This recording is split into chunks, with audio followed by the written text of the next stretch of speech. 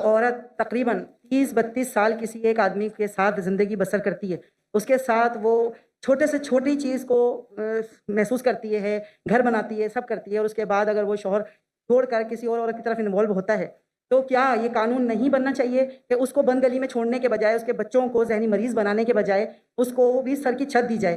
کیونکہ یہ ضروری نہیں ہے کہ ہر عورت دوسری مرد کی طرف جانا چاہے، اور وہ اپنے بچوں کے ساتھ رہنا چاہتی ہے، جبکہ مرد اس سے بچے بھی چھیننا چاہتا ہے، اسے بدنام بھی کرنا چاہتا ہے اور کورٹ کچہری کے دھکے بھی کھلوانا چاہتا ہے۔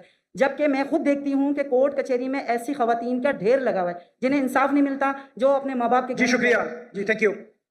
ان کا سوال تھا کہ ایک عورت اپنے شوہر کے ساتھ رہتی ہے 32 سال اور بچوں کی دیکھ بھال کرتی ہے، پھر کچھ سال بعد وہ چھوڑ کے دوسرے سے بیوی سے شادی کرتا ہے، تو اس کا فرض نہیں ہوتا ہے کہ وہ بچوں کو دیکھے۔ یہ تو اسلام میں حق ہے کہ اگر طلاق ہو جاتا ہے، طلاق کیوں، اس کے اوپر بحث نہیں کرتا ہوں، کسی کی غلطی، بیوی کی غلطی تھی یا شوہر کی غلطی تھی۔ بیوی بولیں گے شوہر کی غلطی ہے، شوہر بولیں گے بیوی کی غلطی ہے، کبھی ملا ہی نہیں جس نے بولا میری غلطی ہے۔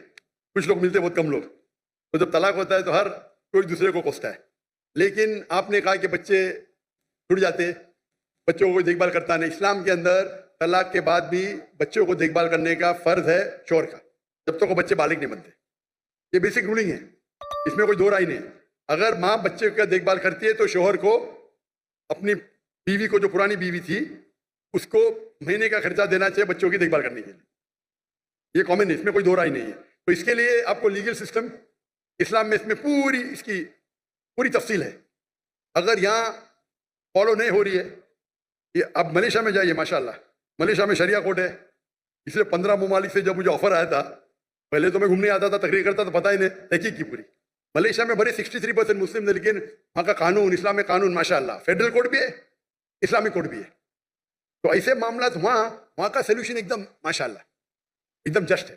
تو یہاں بھی اگر اسلام میں سب قانون بنے ہوئے، کیا ہونا چاہیے، کس کو کتنا دینا چاہیے، خرچہ دے، سب ہے، یہ اسلام میں ہے۔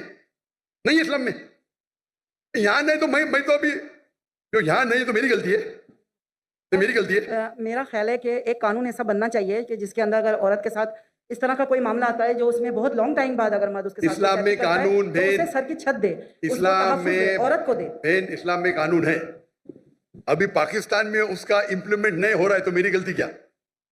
برابر نا؟ آپ کو ملیشیا میں آ کے رہنے کا تو میں انتظام کرتا ہوں انشاءاللہ۔ اسی لیے میں ملیشیا چنا۔ اسی لیے بھائی صاحب نے جب پوچھے تو میں بولا جس دن مجھے پاکستان سے محبت ہے، جس دن پاکستان، میں نے کہتا کہ ملیشیا میں 100% اسلامک قانون ہے۔ دنیا میں کوئی بھی ملک نہیں جس میں 100% اسلامک قانون ہے، کس میں کم ہے، کس میں زیادہ ہے، کس میں اکنامکس ہے، کس میں یہ ہے، مختلف ہے، لیکن اوور آل دیکھیں گے تو ملیشیا کا جو معیار ہے overall is best in the full world according to me. یہ میری تحقیق ہے، اسی لیے عزت کرنے کے بعد ماشاءاللہ میں وہاں گیا۔ تو آپ کو کیا کرنا چاہیے؟ ماشاءاللہ اتنے بڑے بڑے علماء ہیں، عالم ہیں، تو کہنا چاہیے ہونا چاہیے شریعہ کورٹ یہاں۔ وہاں تو نان مسلم ہونے کے باوجود 37% نان مسلم ہے، پھر بھی ماشاءاللہ اسلام کی حفاظت ہائی لیول پہ ماشاءاللہ۔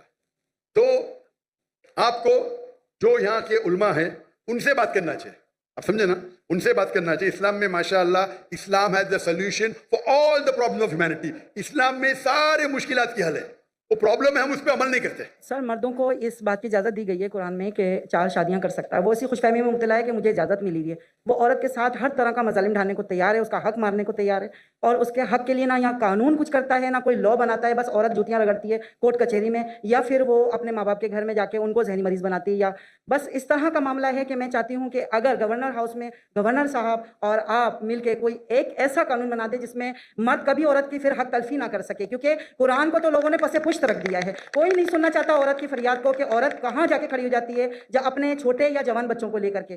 تو یہ میں آپ سے گزارش کرتی یہ ہوں بولنا کوئی نہیں سننا چاہتا ہے، میرے حساب سے ذرا جاستی ہے۔ گورنر صاحب سنتے، میں بھی سن رہا ہوں، میں سن رہا ہوں نا، کر کچھ نہیں سکتا ہوں، الگ بات ہے۔ یہ بولنا کوئی بھی نہیں سن سکتا ہو، یہ کوئی بھی، اکثر لوگ نہیں سنتے، بولو میں مانوں گا، کوئی بھی نہیں بولنا ذرا، ٹھیک ہے کہ نہیں؟ تو اگر مرد جاستی کر رہے آپ بھی مت کیجیے، آپ سمجھے نا۔ تو اس کے لیے لیکن آپ کو ان لوگوں کو اپروچ کرنا چاہیے، ماشاءاللہ گورنر صاحب ہے اور باقی علماء ہیں، اپروچ کر کے آپ کو اس کا حل نکالنا چاہیے۔ اسلام میں سب قانون ہے ماشاءاللہ، اسلام میں قانون ہے جی، اور گورنر صاحب سے ملنے کی خواہش بھی رکھتی ہوں، مگر یہاں آنے کے بعد تھوڑا سا پرابلم ہوتی ہے۔ گورنر صاحب سے ملنا تھوڑا سا آسان کام نہیں ہے۔ جو ماشاءاللہ گورنر سب لوگ کے ساتھ میں بیٹھے اتنے گھنٹے ماشاءاللہ، اس سے اچھا گورنر تو دیکھا ہی نہیں میں نے۔ جزاک اللہ۔ جتنا میں 4 دن میں دیکھا اس کے بارے میں بات کر رہا ہوں۔ माशाल्लाह देखो वो गेट नहीं खोले तो मैंने उनसे कंप्लेन किया तो गेट के ऊपर जाके और खुद जाके खोले, खुद खोले।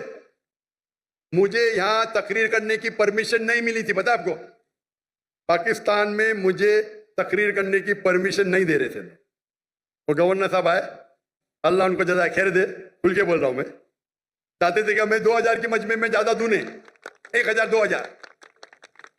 शर्म की बात है ना, इंडिया में 10 लाख, पाकिस्तान में 2000। अभी तो कुछ मुकाबला है, 50,000 60,000 तो 80,000 है माशाल्लाह। कुछ तो लगता है ना, कुछ तो नाक रह गई।